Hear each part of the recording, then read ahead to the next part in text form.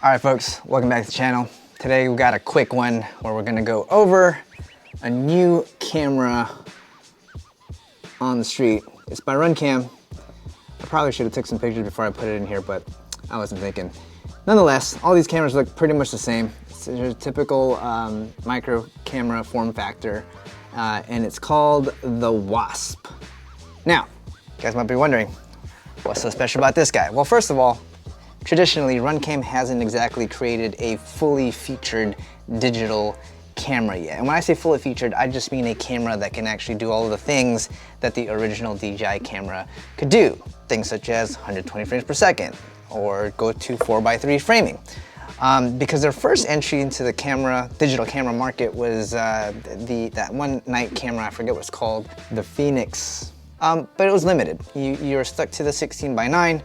You're stuck to the 60 frames per second, so it wasn't quite as fast as some of the original cameras out there, but it was good in one thing, and that was low light.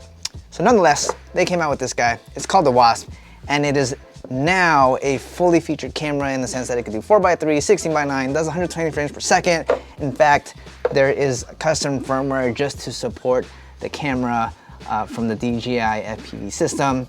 But what caught my attention when they told me if I wanted to review this camera was that it also makes for a great low light camera. Now, for somebody like me who works in the professional industry, flying cinelifters and whatnot, oftentimes I get asked to fly at night. And so this really caught my attention because normally if I'm gonna do a job where I'm gonna be flying in low light situations, I have to take the time to swap out all of my cameras for something like, say, the polar cameras, something made for that whole starlight, low light, nighttime vision type of deal. So the idea of having a camera that's supposedly good during the daytime as well as at nighttime really intrigues me. First, let's go over what the camera looks like during the daytime. And if you look at this footage, you probably notice, at least the first thing that I noticed, is that the colors were pretty good. It's actually quite amazing. It seems like the color and saturation was bumped up.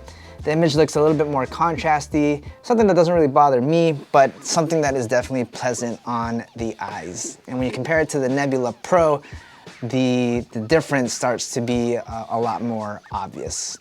Now, obviously, at the end of the day, it's up to you whether or not you think that it is worth upgrading a camera, especially if there's nothing wrong, just to have this little bit better of an image quality. But in my opinion, if you were trying to replace a existing camera, I feel like this starts to make a whole lot of sense. You might also notice that it's got a slightly wider field of view, and that's because it's actually doing this at 155 degrees versus 150 degrees for all the other cameras. Now, moving on to the nighttime or low light portion of this test. The first thing I'll show you is some footage of what it looks like during dusk. And I think this is gonna be of particular interest to a lot of folks, especially since we are now in the winter time and the night comes a lot sooner than we would all like. This is what you could expect during dusk, just after the sun goes down. As you can see, it is very, very usable. You can definitely get at least another 30 minutes to an hour of flying time after the sun goes down with this camera. I think that works really well. But now moving on to the full-on nighttime mode, and mind you, there's absolutely no light outside whatsoever. This is me just kind of walking around the local park, and there's really very few light sources, really just this one that you are seeing on the street itself. And I would say that this is pretty good, especially compared to the Nebula camera, which is basically unflyable at night. But speaking on from a professional perspective, normally when we're flying on set, there is at least a decent amount of lighting that lights up the scene in the area, and I think that this camera absolutely fits that bill. So, just to kind of wrap this up, wow, this is probably one of the fastest product review videos I've done. This is pretty good. Is the camera great? Yes, 100%. Do I think that the image quality is a lot better than what exists on the market now? Yes, I think that checks the box as well. Does it work well enough for low light situations, especially for like a professional setting where, you know, the area is dark, but it's still lit for the scene? I think this is gonna work. And that's huge for me because I hate having to switch cameras just for a specific nighttime job. Now, is it as good as like a dedicated starlight camera such as the Polar?